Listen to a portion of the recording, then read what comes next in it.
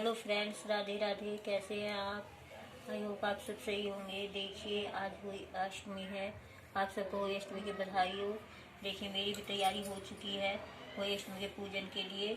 अब थोड़ी देर में मैं ये मेरी जो परिवार वाले दोनों जिठानी आएंगी, मैं भी कहानी सुनूंगी। देखिए किस तरीके से मैंने तैयारी की है। ये फूल हैं, होली माता की तस्वीर लगाई है। ये देखिए तस्वीर लगी है कैलेंडर से।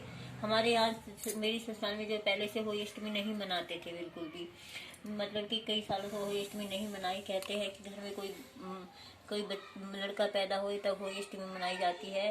तो मेरे ससुराल में ये है, होली अष्टमी नहीं मनाते। मेरी सास ने भी कभी नहीं मनाई। पर माता रानी की कृपा से होली अष्टमी वाले दिन मेरी देवरानी की जो है लड़का हुआ। लड़का होने के जो होली अष्टमी वाले दिन ही लड़का हुआ था।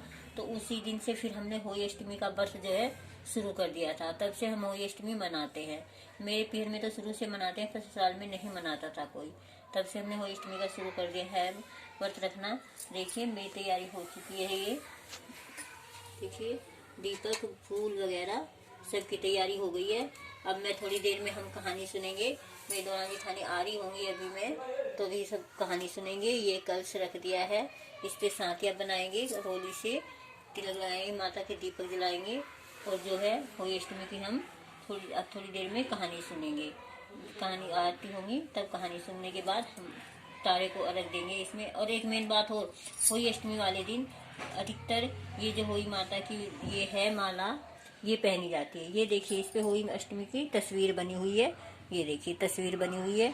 ये चीज मेन होती है, इसको इस दिन जरूर पहनते हैं। होली अष्टमी का तो आपको पता ही है सबको। होली अष्टमी का व्रत जो है ये बच्चों के लिए रखा जाता है। ये भी एक तरह से करवा चौथ के बच्चे ही होता है। इसमें भी कुछ खाते पीते नहीं है। शाम को तारे को देख के, तारे को अर्घ दे के उसके बाद पानी पिया जाता है। ये इसका होली अष्टमी का विशेष बात है। एक साहूकार था जिसके 7 बेटे थे, 7 बहुएं तथा एक बेटी थी। दिवाली से पहले कार्तिक वती अष्टमी को सातों बहुएं अपनी इकलौती नंद के साथ जंगल में खदान में मिट्टी खोद रही थी। वहीं शाहू की मांद थी। मिट्टी खोदते समय नंद के हाथ से का बच्चा मर गया। साहू माता बोली कि मैं तेरी कोख बांधूंगी। तब नंद अपनी सातों भाभियों से बोली कि तुम में से मेरे बदले कोई अपनी कोख बंधवा लो।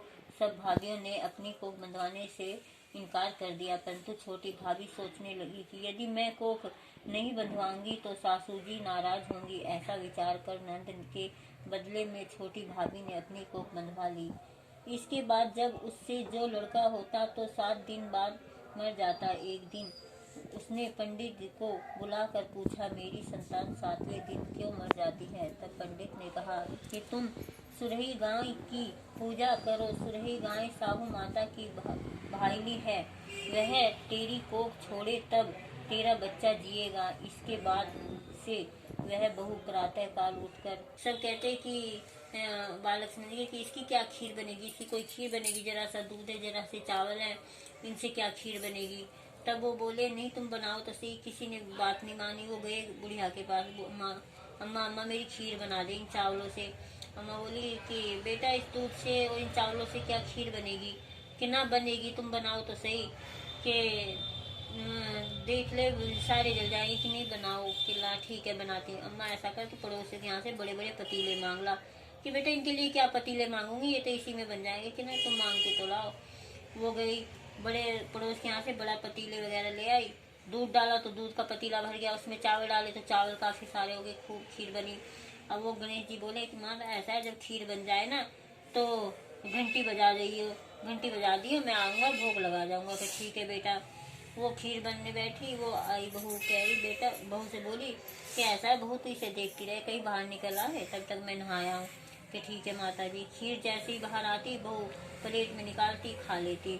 आई सास, कहती बहू बन गई खीर? के हाँ माता जी बन गई। सास ने घंटी बजाए, गणेश जी ना आए। काफी देर से परेशान हुई, तब गणेश जी हार के आए। तब बोले गणेश जी तुम तो कहते मैं भोग लगाने आऊंगा, अब तुम क्यों नहीं आ रहे? कि भोग तो अम्मा लग गया। कि कहाँ लग गया भोग को? देख तेरी बहू ने भोग लगा लिया। चल कोई नहीं, अब ऐसा है तो पूरे गांव को खिला, मोहल्ले पड़ोस को खिला, सबको खिला है। कि ठीक है। कि बच जाए तो चूल्हे के उसमें गाड़ दो। कि ठीक है।